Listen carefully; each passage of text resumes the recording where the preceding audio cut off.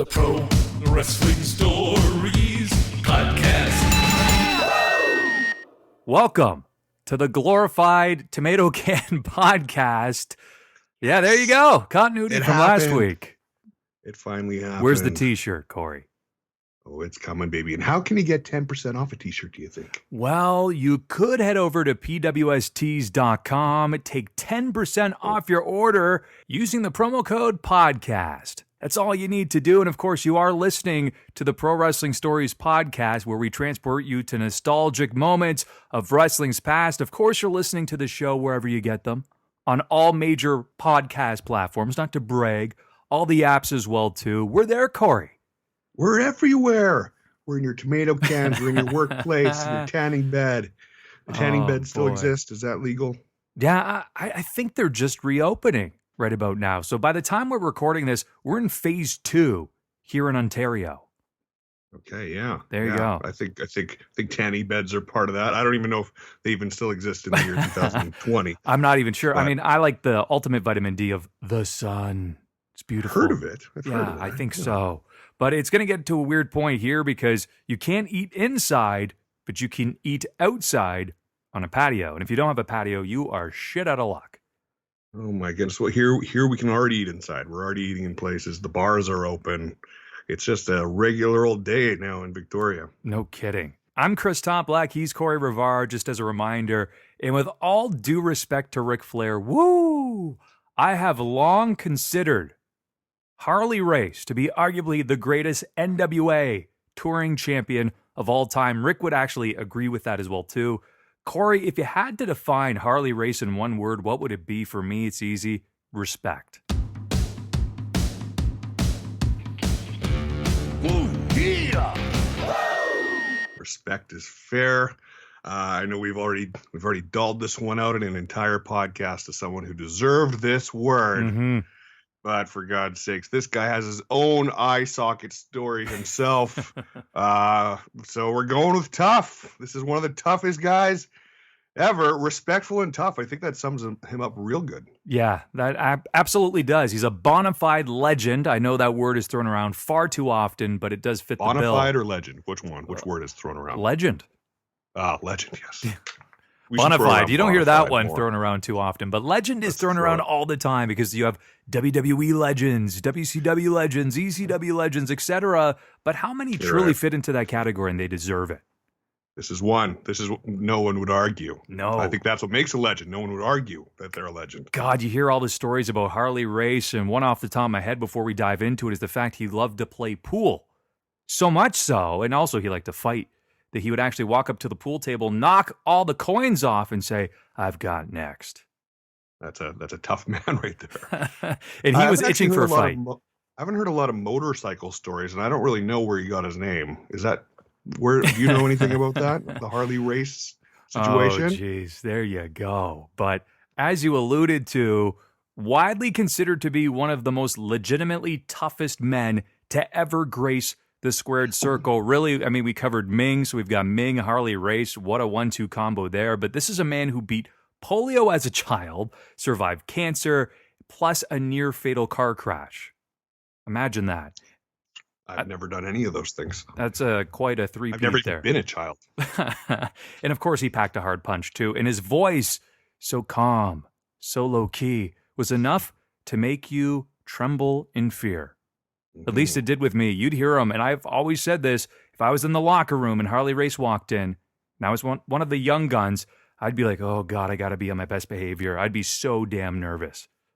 He even made Andre the Giant nervous. He did. Him and Meng, those were the guys. Ooh, and we'll get to him momentarily. But not only was he tough, as you alluded to, he had a heart of gold. He looked out for his own.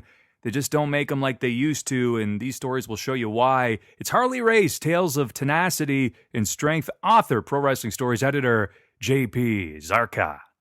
Oh, that guy. Hey, now that's a tough guy right there, too. Hey, tough guy. Harley Race, reflecting on his career. Ooh. Here's what he has to say. I started in this business when I was 15 years old. Jeez. I was one of the most fortunate people on earth to do exactly what I love to do all my life. My whole thing in all the years I wrestled was to entertain the people who had paid to see it. As much as my mind and body would allow me to do so, to be as good as I could be at doing that. That's what I tried to do my whole career. Very humble statement. 15 years old, though. My God. Yeah, early passions. I guess Drives him so. his whole life. I mean, what were we doing at 15 years old? We were jabronis. Here he is going, yeah, here I am entertaining the audience, giving my, putting my body on the line, giving my everything. It's like, yeah, geez. I'm happy I didn't follow whatever 15-year-old passion I had. Exactly. That would not have turned out well. All right. The often quoted Bret Hart's ex-wife, Julie, here's what she has to say. This may be the only time we ever I bring think her so. up, but here we go. She says, nobody likes to shake Harley's hand because he's got the strongest tendons ever known to anyone. He could break your hand. Do you know how to do a good Julie impression? No. No, you don't have that. I'll just rip on Vince McMahon backstage during the screw job, and that's my best Julie. Okay, perfect. Okay, so he could break your hand with just his handshake. Everyone always shook his hand really gently and not the whole hand. We had a dinner party when the WWE were in town a few years ago, and Harley came for dinner. We ran out of ice, and Harley drove my sister Michelle and I to the store, and it was winter, and Michelle had a Bronco, and it was really icy. Harley just slapped into four-wheel drive, and he was like, I'm going to show you how to drive. Oh, my God, what a ride. It was the scariest 5 minutes of my life. We all know a guy like that, hey? Yes, we do. A guy who likes to show off his maniac driving. So Julie gets back to the house, and she says, we get back in the house. The ice seemed like one big block. I swear to God. Harley goes, give me that, sweetheart. I guess you can't say that without sounding like Humphrey Bogart. But more like a, give me that, sweetheart. He grabs the bag, and he punches it, and it shatters. Harley just smashes the whole bag of ice with this one little punch. Jesus. Wow. I've actually heard stories about him driving like a maniac. I believe it may have been Steve Austin, maybe Mick Foley. I know he took a liking to both of them in WCW, and they said he would just drive, smoke cigarettes, sometimes drink beer in the car. It was a different time, obviously, back then. I heard an additional part of that. I heard banging a midget. Did you ever hear that one? No. Driving too fast while drinking, and getting pulled over, and banging a midget, and the cop recognizing him as Harley Race and letting him go. Jesus, I did a story I heard. I did a spit take on that, legitimately. Oh, we got a real spit take. Yeah. Finally, dreams do come true. That was my 15-year-old passion. Harley Race slamming Andre the Giant before Hulk Hogan. As we know, Corey, if it happened outside of the realm of WWF, WWE, it never officially happened. It's never recognized by the promotion, right? But we do. We here at Pro Wrestling Stories do. We remember. Well, before Hulk Hogan famously slammed Andre the Giant at WrestleMania 3, it was a much smaller, by the way, he was about 6'1", 250 pounds, which is remarkably impressive that he did this. It was back in October of 1978, so WrestleMania 3, by my estimation, was about March of 1987. So, like 9 years earlier, he did this. Yeah. And he actually got him up much higher, too, like well above his head. Again, 6'1", 250. I cannot stress that enough. Hulk Hogan, what was he, 6'6", probably 300 pounds? Andre's wilier 10 years earlier. Yeah, the thing, though, of course, too, is Andre, he was more agile back then, so he could probably get up a lot easier versus with Hulk. He had the back problems, the surgeries, right? Of course. But if you look at the image, he gets him up above his head. Harley did it much better. And it's hilarious because Jim Ross talked about this, delivering a vertical suplex to Andre the Giant. To me. That's insane. Yeah, it is insane. Scoop is one thing, but a suplex to Andre the Giant, come on. Or shout out to Stone Cold, he would call it a souplé. That's, of course, what Harley Race used as a finisher for a while to show us how different we are, where we have, 19 super kicks don't finish a match, but a suplex can finish a match back then. Right, yeah. We've come a long way. So what Jim Ross had to say was, yeah, that was in Greensboro. That's when Nate went back into the locker room after it was over, and he said, you tell Andre what you're going to do?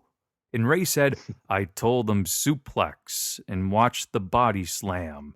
So Andre, big eyes, bushy hair, Harley vertical suplexed Andre. And then he went on to further say, Jim Ross, Harley didn't ask for permission from the Giant. Harley was the godfather.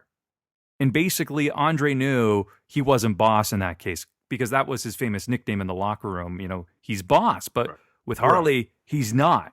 So Harley would just call anything he wanted. So suplex, body slam, and Andre would do it. He would never plan it ahead of time. Who else would he listen to? No one. My God, that's respect. Amazing. That is respect. That is a man who is a pioneer, paid his dues, and even Andre's saying, I'll take the suplex. Is there imagery of this suplex anywhere? I think you can find it. You can definitely see the imagery of the body slam, which is still remarkable that he has him so high above his head at 6'1". Of course. I'm picturing Lex Luger suplexing Yokozuna. Imagine that. Oh. That's something else. Show up for. The entire ring would just collapse, I'm sure. Something I want to see. My dad sent me an email the other day, actually, and he said, Haystacks Calhoun and Andre the Giant were in the ring. Who the hell built that ring to withstand two giants going toe-to-toe? My heart just exploded that your dad sent you that. Yeah, it's amazing. My God. Yeah. That's wonderful. My dad never emails me about wrestling. What does he email you about? Dad? I don't know. Come back to Winnipeg. Just, that kind of stuff. I need more wrestling emails. My brother and my sister do, so I'll take it. And you do, so that's most important. True. And the fans. Speaking of legends, Bob Backlund. I love Bob. Do you? Especially bad Bob, which a lot of people hate, but when Bob turns evil, I love that. I love that era. Yeah. Bob Backlund on Learning from Harley. Harley Race was one of the best performers in the business, and I respected him a lot. He was a great mentor for me. I learned a lot from him. Before I actually came to the WWF, I beat Harley Race for the NWA Missouri Heavyweight Championship, and that was a catalyst for me as far as getting ahead in the business. When I then won the WWF Championship, Harley Race was the NWA champion at the same time, and we had a 60-minute title versus title match, which ended in a draw. But that was a great match. Yeah, from 1979, I believe Bob Backlund's best performance. You've seen this match, yeah? I have, yeah. And he was legit back then. I mean, he looked the part as well, too. He was in, incredible shape. I mean, always a dork. Forever a dork. Of course. But then when he used that to his advantage in the Bret Hart era, which, of course, is terrible, but just as a fan laughing at him. But I watched a match, and I know they had several. And is this the one that it doesn't end in a draw? It ends in Race getting disqualified? Is that the one? I think that may have been that one. This one is the one that ends in a draw, though. The one specifically referenced here, yeah. Okay, I couldn't find that one. All right, well, the other one's good, too. The disqualification one. A lot of holds. Yeah, the one thing about Harley Race, with all due respect to him, not the most exciting wrestler. I personally enjoyed his methodical pace, but for anybody who loves modern day wrestling for all the acrobatics, they look at that and say, ooh, Harley Race versus Terry Funk, and meanwhile, that's my jam. I love that because that's storytelling. It's the base layer. That's what it's all made of. Harley Race pulls a gun on Hulk Hogan. This should be good. In the mid-'80s, Vince McMahon's WWF went national, threatening the status quo of the wrestling world. Until then, numerous promotions were set up across the country, operating independently under the banner of the NWA. Guess we're going to have to get used to saying that every week, eh? Mm-hmm. So when McMahon started airing national WWF shows and touring his troupe into the cities normally controlled by these territorial groups, the old guard was none too happy. It wasn't until they toured into the long-time NWA stronghold of Kansas City that it all reached a boiling point. Oh, got to protect your territory. Of course. Now, this is fun to picture. Supposedly, Hulk Hogan sitting in the dressing room when a local wrestler named Harley Race storms in. just some guy, right? Just some random guy.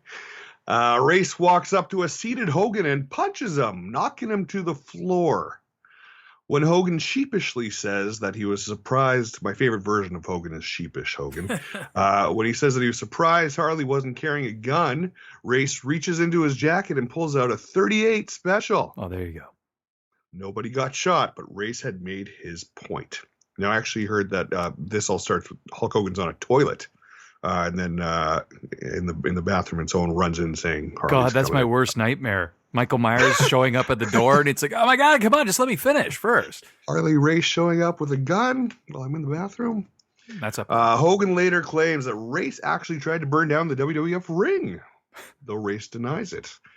Like most other regional promoters. That's ridiculous, by the way. So he's just going to go over in front of witnesses and say, I'm burning this down. He's tough and respected, buddy. I guess Can't so. stop that guy.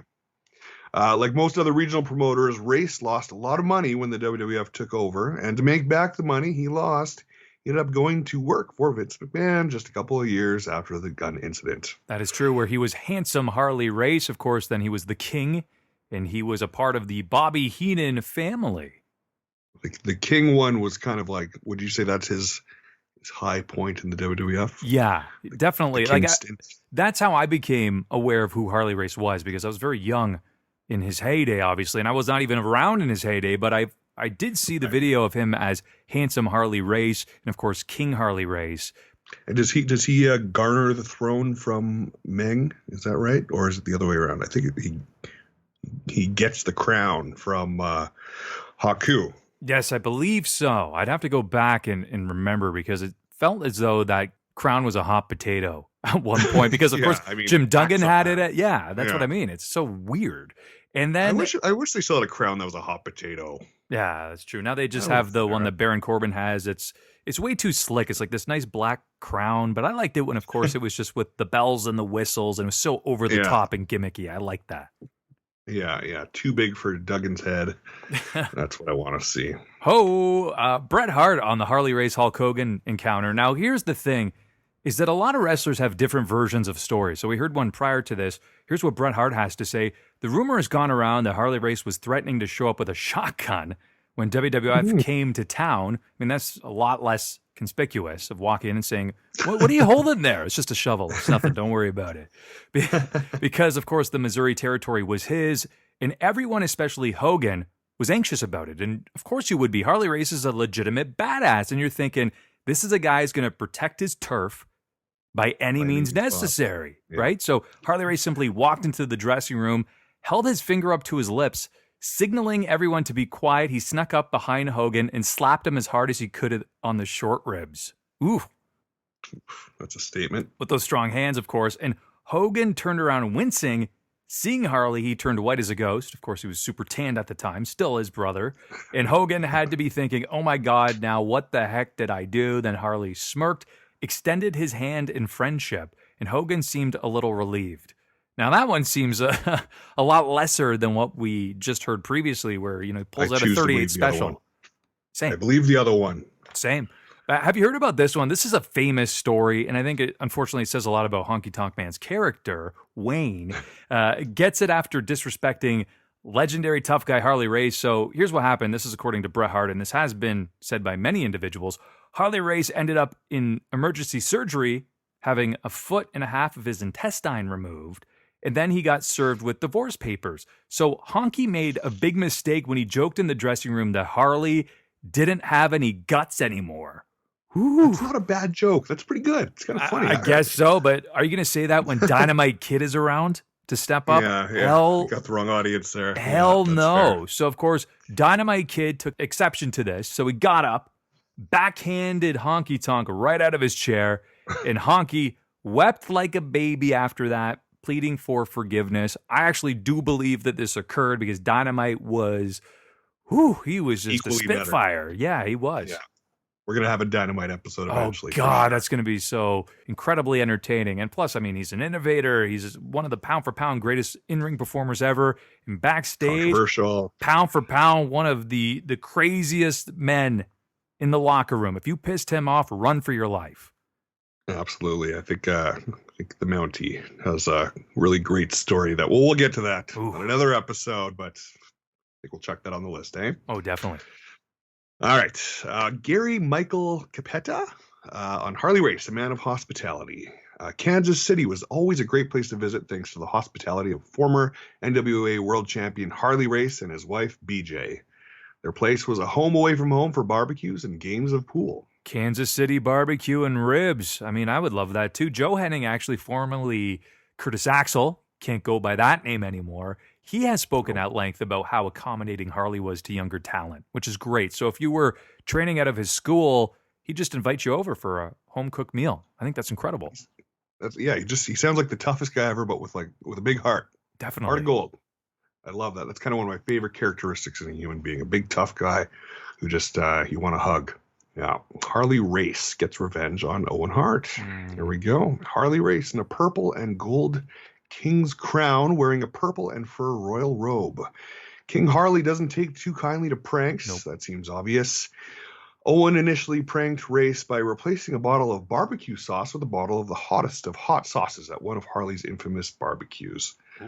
In reprisal, King Harley probably went a step too far when he tasered Hart backstage at a subsequent Raw.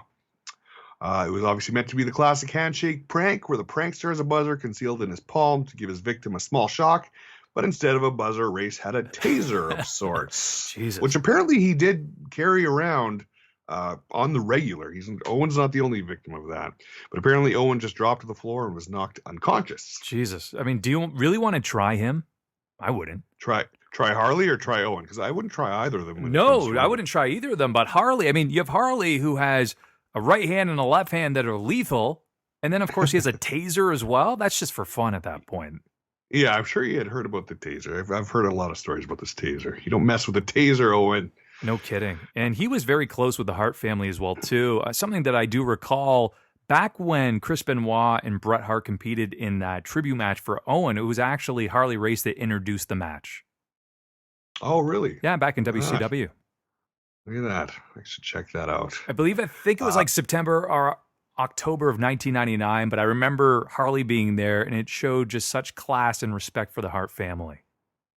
Yeah, there's a lot of commentary by the Harts in this article here. Bret Hart on how Harley Race took him under his wing. When Harley Race came to Atlanta to defend the NWA World Heavyweight title, he took me under his wing, me being Bret, insisting I ride with him. He always bought me a few beers for the drive, and he never let me pay for meals. Buzz couldn't believe his eyes when he saw me riding with the world champion, and after that, I was treated well by everyone. That's pretty amazing. And I know he did have a soft spot for Bret. He took his side after the screw job, showed his support, but also the thing, too, is that he brought Bret into his school, same with Terry Funk and some others, to really help train or at least talk to some of his students as well. So obviously held Bret in very high regard. That says a lot that he could see what was in Bret from when Bret was so young, and to be able to foresee that under the right tutelage he would get as far as he did. No kidding. And I do know that in Bret's autobiography, I've read it so many times, he noted that during darker times, he would always reach out to Harley for support and guidance, and he was always direct and honest with responses, which is super important. But furthermore, just to show you how close they were, he noted that Harley was like a father to him and almost like a son to his father. So almost like a father-uncle type deal. Right. That's the heart of gold. Look at that. You don't find that in a lot of big, tough men. So no, beautiful thing. Yeah, it's amazing. And then Dr. Tom Pritchard, as we know, brother of Bruce Pritchard. So he had this to say about Harley Race and screw jobs well before Montreal. I'm sure at some point we'll even cover Wendy Richter and the Fabulous Moolah. That was a big screw job too. Day. Oh, God. So here's what he had to say. Harley Race was a tough guy. No doubt about that in my eyes. I'm sure we can agree there. I thought all wrestlers had to be tough just to deal with the lifestyle, which, again, they totally are.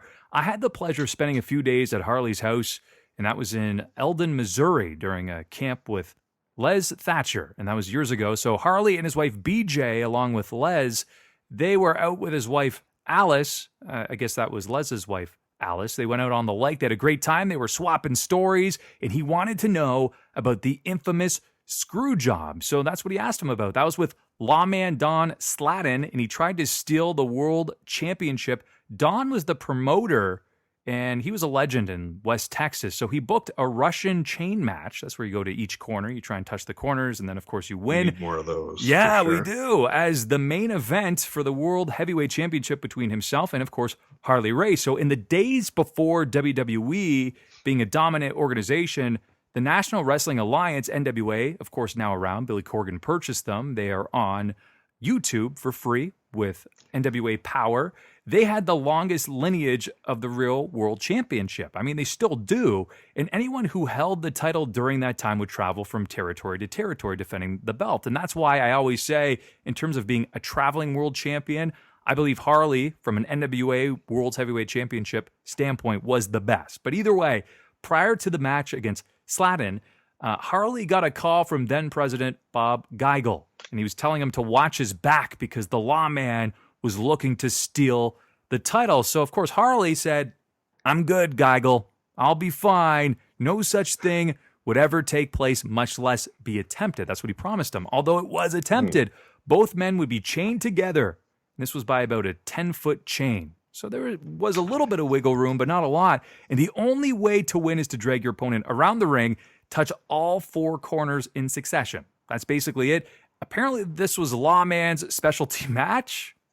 That's a weird specialty. I know, that's a weird one. That's Imagine like touching 4 corners being your specialty. Or that's like saying Punjabi prison match. That's my match. Yeah. That's my jam, right? You can't beat me at that. Yeah. Not that a coffin match is like not less weird. Ambulance That's match weird. is my specialty. I'm going to put you in an ambulance and kill you as it drives you to a local facility. That's what I'm good at. Yeah. So he never lost one, apparently. So no problem. You know, the thing to do is, this is where the champ would squeeze by. This was the wild, wild west back in the day, so he tried to pull a fast one. He simply, quote unquote, forgot what was supposed to happen, which is total bullshit, obviously, is that you don't just forget and have a lapse of judgment and think, oh no, I touched all 4 corners. I guess I win. That's it. And Harley goes, what the hell are you doing? So when the time came for the finish, that's what happened. He slipped, whoops, and he touched all 4 corners. Like in a weird, I don't know why I'm picturing some weird comedic Cirque du Soleil style, like, whoop, whoa, whoa, whoa. And then, therefore, he wins the match in the world title. Harley wasn't that stupid, though. So he immediately took the chain off the wrist. He went back to the locker room, dragged him back out, threw him into the ring, proceeded to wrap the chain around him and touch all 4 corners. So at that point, there's no doubt in anybody's mind who the world champion was. So they tried to screw Harley Race.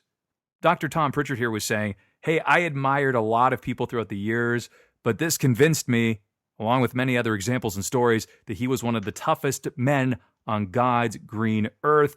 Screw jobs, yes, they were around before Montreal, and even in this day and age, you never know what's going to happen. So, wow, weird story with the Russian chain match. This all sounds like a work. I don't believe it. I don't know. It's a big work. Imagine if Bret just didn't take it and just decided to like literally just beat the hell out of Shawn after that, you know? I just read a story recently, and it was an interview where Undertaker felt he could have got more involved and Bret would have dropped the title to him, which I actually agree with as well, is that Bret would have dropped it to anybody but Shawn, but Vince was so obsessed with Shawn winning, that was his only answer, basically. That was his man. That was his guy. And I don't know if Billy Corgan's ever going to come up on here again, but one day, if we talk about Billy Corgan again, I got to tell a story about how I've seen his penis in real life. And that's a tease. I'll tell you. Stay tuned to a future podcast where I address this story. So normally we would talk about stories off air. That's one where I am not, and we're going to leave that alone. But I am a longtime Smashing Pumpkins fan, so I'm kind of morbidly intrigued by this. But there's another there's another weird scenario as well, too, that kind of popped up. I thought it showed a lot of class and respect as well, too. So during Harley Race's birthday, apparently CM Punk, who has remained straight edge, as we know, no drugs, no alcohol, he'll only take prescription medication, and this has been for decades. Since he's been a teenager, he took a shot of alcohol out of respect for Harley Race and even tattooed the legend on his body. Wow, look at that. That's hardcore. Breaking your straight edgeness. That's a lot to ask. But it's for Harley Race, right? If you're going to do it for anybody, it's got to be Harley. Because he said, one shot's not going to kill me, and it's Harley Race. If you're going to do it for anybody, that's it. And you know what's got to hurt? I don't know if you know this, but apparently, this most respected man, this tough man, he apparently does not like Kenny Omega. He's has it out for him, or had it out for him, I guess. And that's got to be a hard pill to swallow for one of the biggest guys in the game right now. Yeah, that's disappointing. Was there any particular reason as to why? I've read some of the rumors about it. Something about, I think he was in a camp with him or something, and he just wasn't living up to the other guys, so he put him in like the B side of the camp, like the like lesser good guys, and then that just created a bit of friction, and apparently that never went away. But that's decades ago. I mean, we could go harp on Michael Jordan for not making, his sophomore basketball team, but look at him. He's the greatest of all time, and I'm not putting Kenny Omega into that category, but of course he's dramatically improved, and he's been a big match machine in Japan, and of course he's found his stride in North America and AEW as well. he's amongst my upper echelon, I'll tell you that. Wow, there you go. So this concludes yet another episode of the Pro Wrestling Stories podcast, Tales of Tenacity and Strength. Harley Race, a man's man, somebody I respect more than virtually anybody else in the entire professional wrestling business. Sincerely hope that you join us for future episodes. We have some great ideas popping up all over the map, and we'll dive deep into the archives. Oh, we are. And we'll bring these articles to life in audio form. We'll have some fun along the way. Listen and subscribe. Follow Pro Wrestling Stories on Facebook at Pro Wrestling Stories and on Twitter, PWS_official. If you want to add a t-shirt to your collection, do it now. Do it now. Stop by pwstees.com. Use the promo code podcast for 10% off your order. And if you leave us a review, you could win a t-shirt off of pwstees.com. From Chris Toplack, Corey Rivard, happy trails to you. Until we meet again.